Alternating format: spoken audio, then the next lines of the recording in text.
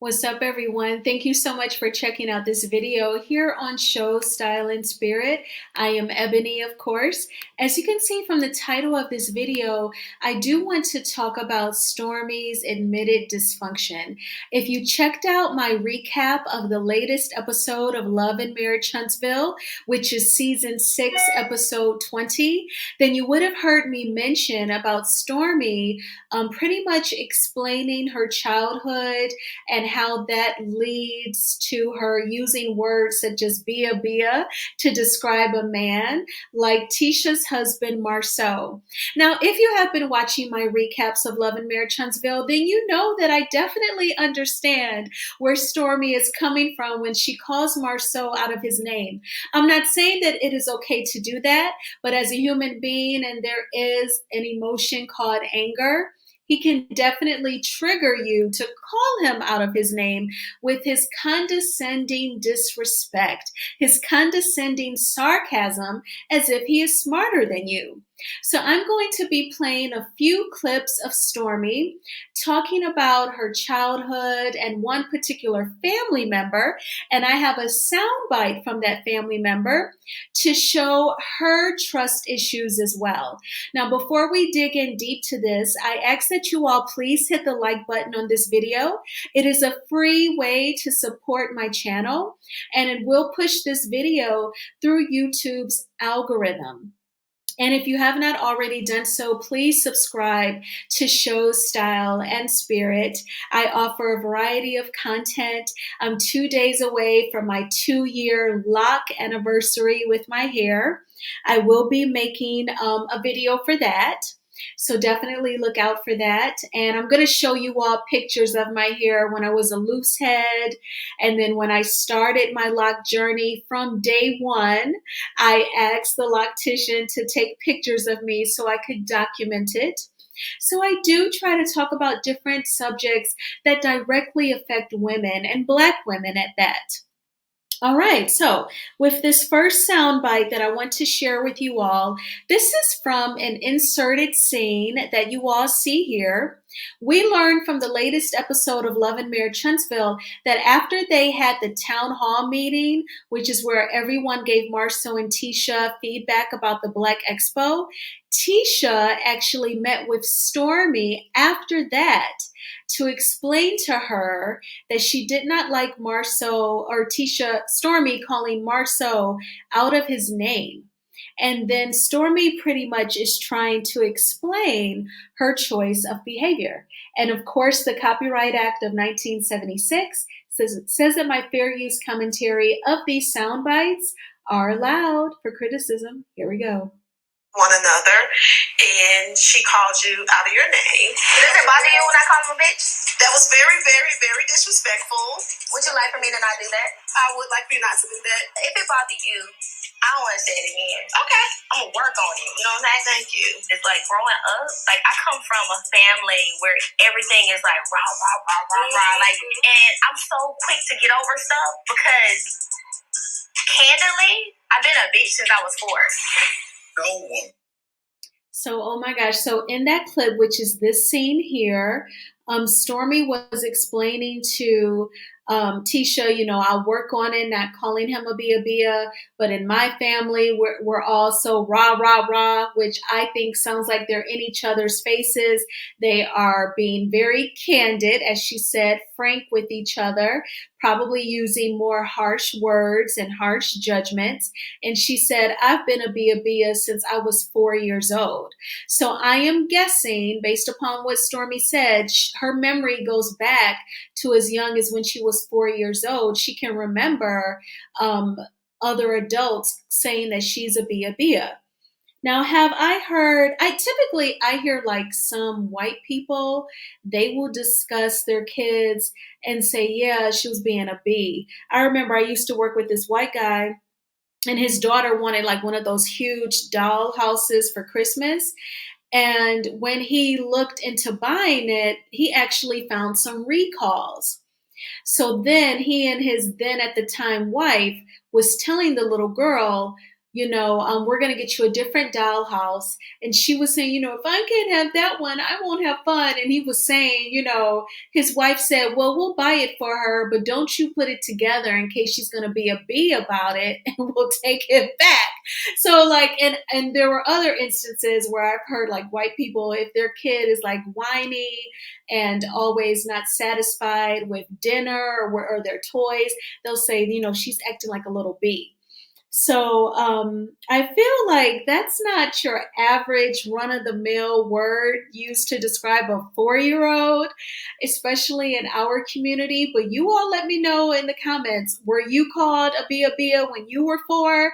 Have you ever called your kids a bia? I feel like it's representative of the environment that Stormy was growing up in, just very harsh.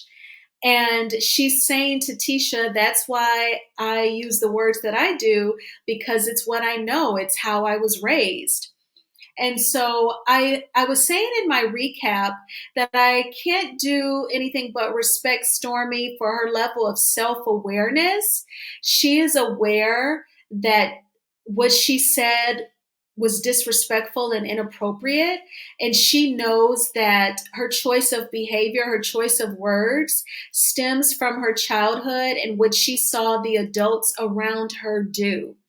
And I think that self-awareness is very beneficial to her, and it opens up the door for her to work on herself. What do you all think? Please let me know.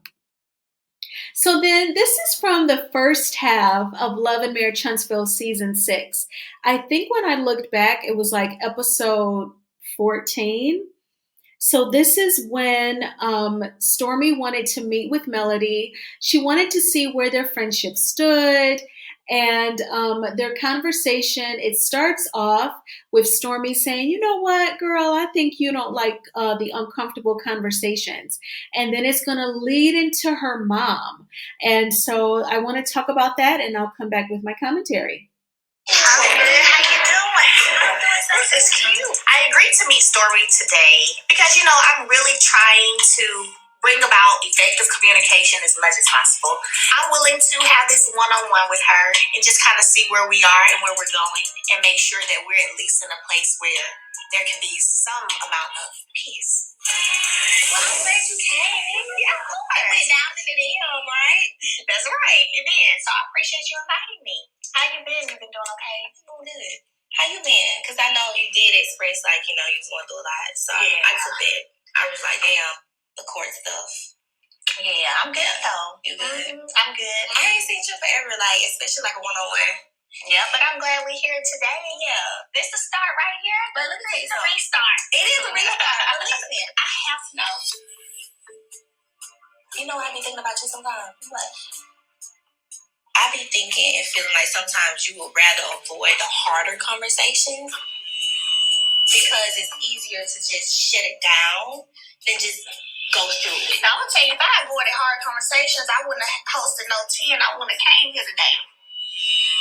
Based on what was even shared at the tea party, you know what I'm saying? Your mom shared, what she thought and how she felt. No, we got to talk about that. How do you feel about that in terms of, like, Debbie and my mom? That's what I was leading to. Go ahead. When you and I first started kicking it, did you know your mom's feelings about me? My mother is someone that I just cannot control. My mama did not like my husband when she first met him. A lot of my friends, her own sister, my mom has this way of being hard up on anybody initially until she feels like they've done something worthy enough to break her wall down. And one thing I've never been able to do is change her mind. But did you know her opinion of me before you and I met? I knew her opinion of you from television. Okay. But my mama didn't know you. So outside of TV, she shouldn't have had no opinion. I can't stop her from saying what she has to say, but my thing about it, I don't always have to agree with her. I believe that. I don't feel like you agree. I don't feel like that, but just coming out of, the thing with Tisha and her mom, I'm not in a position emotionally nor mentally to be in a space where someone I'm loving on and building friendship with and, caring about, their mama don't like me.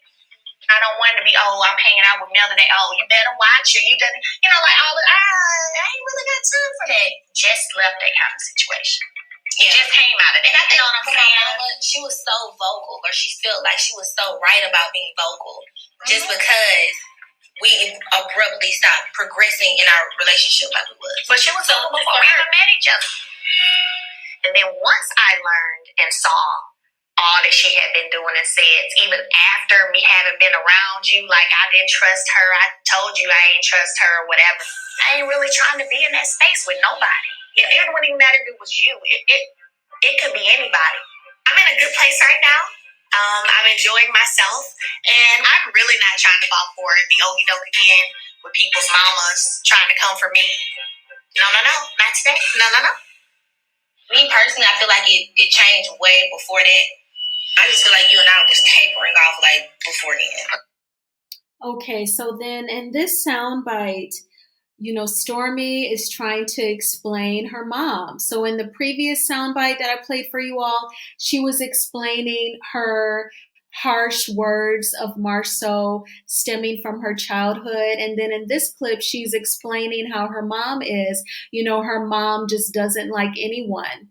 Her mom pretty much has had a negative disposition for Stormy's husband, a lot of Stormy's friends, and even Betty's own sister. So again, that is that harsh environment that Stormy grew up in. So she can't help but emulate the behavior that she saw from the adults around her when she was a child. And I feel like Melody is mature and kind-hearted enough to listen to Stormy. She listened to her. She did not interrupt her. And she just said, I'm just trying not to be back in that same space with someone's mom trying to come for me. Like Wanda tried to come for her, not just verbally, but physically. But definitely Melody was empathetic enough to hear Stormy out, and she was able to compartmentalize Miss Betty's actions, words, and negative energy from Stormy. So I think that that's very powerful and very compassionate of her. So then I have another clip that I want to share with you all. This is actually from an interview of Carlos. He interviewed Stormy, and Stormy's mom, Betty, was at Stormy's house during the interview. You cannot see Carlos's head because he's acting dramatic as usual, falling out over what Miss Betty said. In this soundbite, Carlos is asking Miss Betty, why did you not like her? Was it more like your spirit was telling you not to like Melody? And then Miss Betty goes into this story of interacting with Melody after seeing her on the show and deciding that she would not like her. Then she took it a step further. And in my opinion, she just made up her mind that she just wasn't going to like the girl. Being on the show. And then when I first met her, she came to Stormy houses. Before she got here, Stormy and I had a conversation about chess. And I said, chess was spoiled. And Stormy said, no, it wasn't. So Melanie and Stormy had went off to another room, and Melanie came back in the room where I was. She had chess. And she said, Miss Betty, you were right. We're going to have to do something with chess, And you don't remember that, do you? I know. Yeah, it happened. And I'm like, when she said it, I'm like, why is she telling me this? I don't like anybody to try to side with me when I know you're not meaning what you're saying. Just because I'm Stormy's mother, don't do that. You try to play me stupid, don't do that. Believe that shit. Like, you really believe that? Like, I don't see the problem. Why did that bother you? Don't do that. To say, because she came in there just to be in agreement with me. So long, different. So Miss Betty was trying to say that she, initially did not like Melody just from watching the TV show. So that's you being a viewer, a fan of the show, you don't like someone. Kenya has even said how that's problematic when people are fans of a TV show and then they join it and it's always a disaster. That's number one. And then number two, Betty said that, one day Melody came over. She said that Chess, Stormy's son, was spoiled. A few minutes later, Melody says, I agree with you, Miss Betty. We got to do something about Chess. He's spoiled. And Miss Betty questioned Melody's sincerity in saying that, citing that Melody just wanted to agree with her. Even Stormy laughs in that clip and says, why does that bother you? Ma'am, I'm sure at this time in your life, at this point, you can decipher minor offenses from major offenses. Even if Melody was just trying to agree with you, that would definitely be a minor offense. That's not reason to not like someone. And I'm pretty sure that Melody is direct enough that she does not have to fake an opinion just to agree with you. I doubt that Melody even cares to be liked by you or anyone for that matter. So when she jokingly said that Chess is spoiled, I don't think she said that to be in agreement with you, ma'am. You just decided that you would dislike her. You chose negativity over positivity. And this again is the mother who birthed Stormy and raised her. And so she literally has taught Stormy negativity. But again, Stormy is aware. She has enough self-awareness to know that a lot of her negative behavior stems from her childhood that her mom fostered and created for her. So, Stormy, I hope that you continue to do the work on yourself to compartmentalize the negative choices, negative words that you saw growing up from the Stormy that you want to be. And I hope that she does not let the harsh childhood trauma that she has to affect any of her relationships going forward. But you all let me know, what did you think about the clip, the inserted clip between Tisha and Stormy, where Stormy had to guide Tisha, take her by the hand, and ask her pointed questions because Tisha did not have the balls to be direct with Stormy and say, please stop calling my husband out of his name. What did you all think about that? And what did you all think about Stormy citing her childhood and growing up in a really rah, rah, rah environment and how that it affects her vernacular, her choice of words, and her behavior? And again, the Copyright Act of 1976 says that my fair use commentary on these sound bites are allowed. I ask that you all please hit the like button on this video. Thank you so much for watching this video, and thank you for subscribing to Show Style and Spirit. I will talk with you all soon. Take care. Bye.